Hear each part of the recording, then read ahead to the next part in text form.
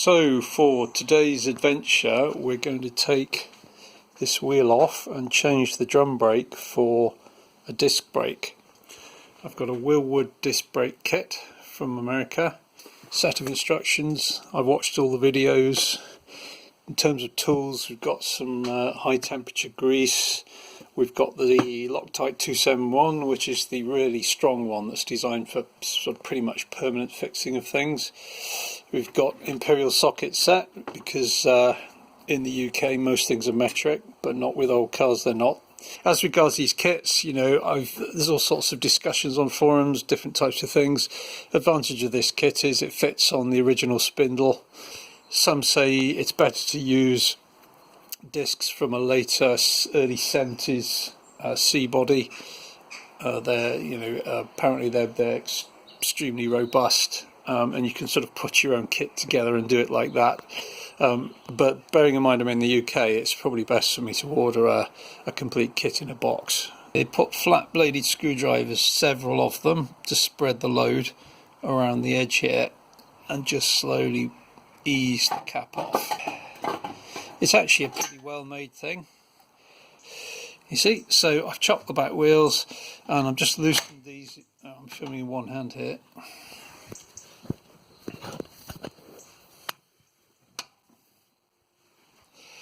So I've chopped the back wheels to stop the car rolling backwards, and I'm just loosening these up with this before I then jack up the wheel. Okay, that's the wheel off. There we are. The previous owner's been a little bit naughty, and I think they've reused the split pin. You're not supposed to, because one of the ends has been snapped off.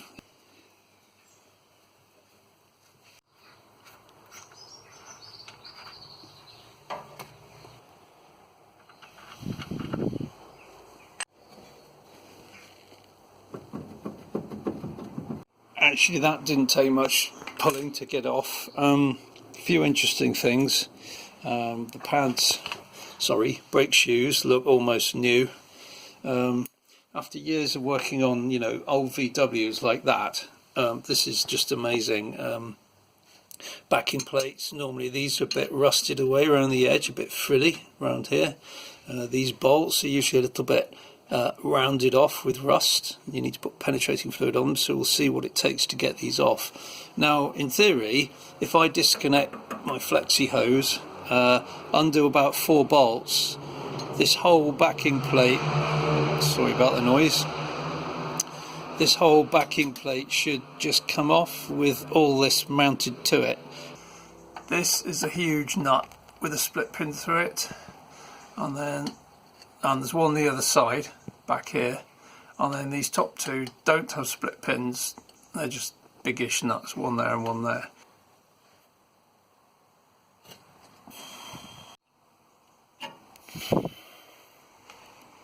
Top one is 11/16. The top one was fairly easy. The lower one, the castle nut, it did come loose in the end, see, like that, with help of some persuasion. To loosened it with some of this, and we hit the spanner with the big hammer. Well, I've got this one undone as we saw earlier, but this one is proving tough, so because I'm on the back side of the wheel well, so I'm going to stop, buy the correct socket, a good quality one, dig out my impact driver, use penetrating fluid and come back to it. In the past I would have just kept going and either injured myself or broken something, so as you get older and wiser, it's best to just stop, get the right tools. The socket for that big nut that's holding on the drum brake mechanism is the 15/16. In the end I had to use one of these guns just to get it loose. After that it was okay.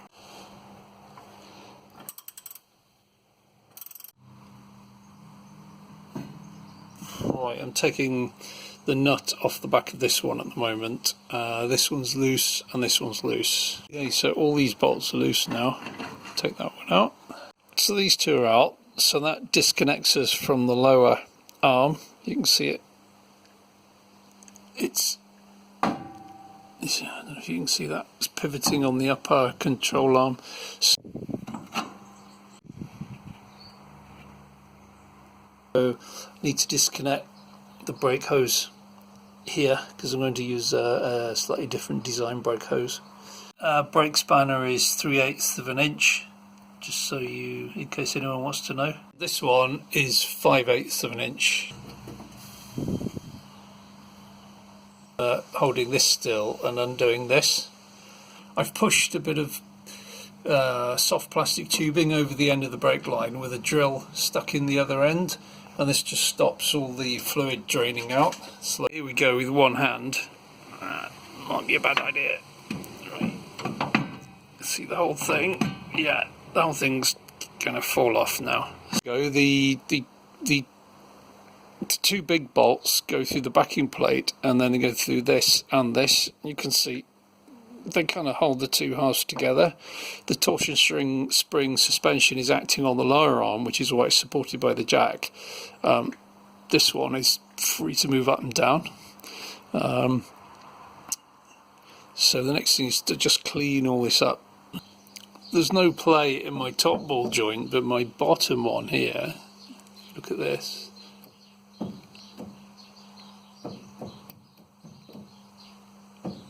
If this was one of those American car shows, at this point we would go, oh my god, this is all dirty, and they'd replace the whole of the structure with a tube frame welded structure, all brand new, and it'd all be lovely and shiny, and they probably had it given to them free from the suppliers.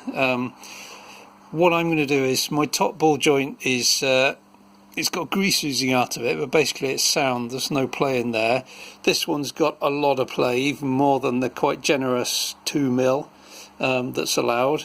And while I'm at it, rather than trying to get the joint out of this casting, I'm going to replace the whole thing, which means I might as well replace this joint as well, because it can unscrew it here.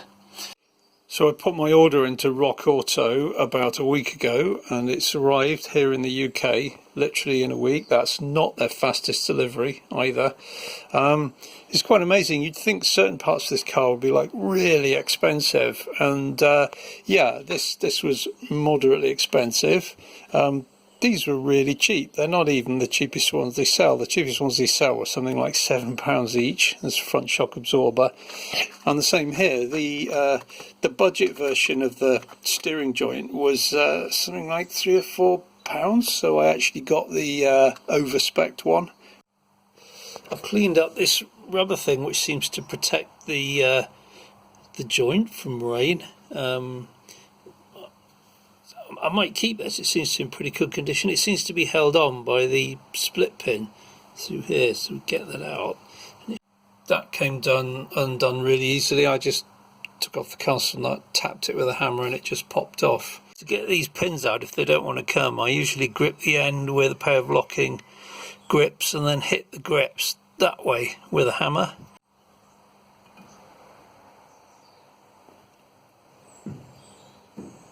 Is a stepped pickle fork kit. There we are, also from Rock Auto, and this is for separating all these kinds of joints, and it should last me a lifetime. The steps stop it popping back out as you hammer it in, apparently. This isn't subtle. Basically you jam this in here, this, and then you whack it really hard with a hammer. Right, well, my only suggestions here is, sorry I couldn't film that while I was hitting it, is if you go in this way, unless the prongs are quite widely spaced, you're going to just hit part of this arm here. So the thing is to turn it all the way this way and then come in, clean all the dirt out, come in that way. You see, check there's room behind for this prong to get through, so you're not just hitting this. Yeah, and I just hit it with a short lump hammer, just kept hitting. I put some grease on it, and yeah, it popped off. You can leave the nut on loose if you want. It just stops it dropping on your foot. This car is actually a joy to work on, because when you clear all the crud out of here, you can see everything's clean, nothing's rusty. So although it looked horrible and there's a massive pile of crud on the floor, it all cleans up back to good metal.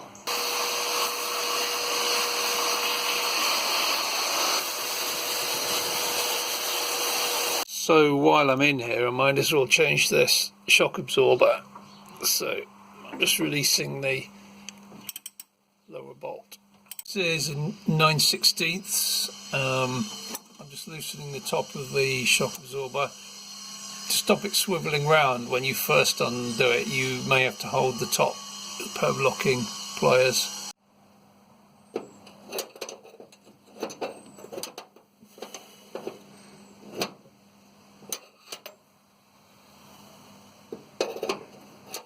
Okay, if you lower the jack a bit, let this arm come down slightly with the body supported on the frame rail there, then you can get the shock absorber up pretty easily. And there it is. New shock went in okay.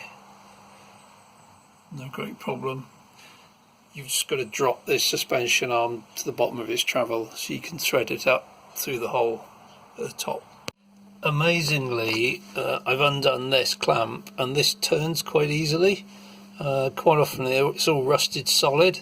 Nope, it turns like, look at that, no problem at all. Even though the new joint is a slightly different design to the previous one, the distance from the centre of the ball and socket to the start of the thread is the same, because I measured it. So I'm counting, it's actually 6.5 turns from the beginning of the thread to here. So I've screwed it in the same distance. I won't tighten this up yet till it's all back together.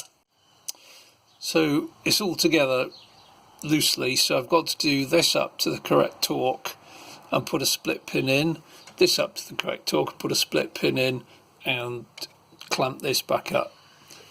What's the correct torque for these? No idea. So I'm going to go on the forum and find out. Okay, I've done some surfing the web. So basically this is 115 foot-pounds. This is 35 to 40 foot-pounds. This is 50. And the shock absorber lower bolt, just for the sake of it, is 55.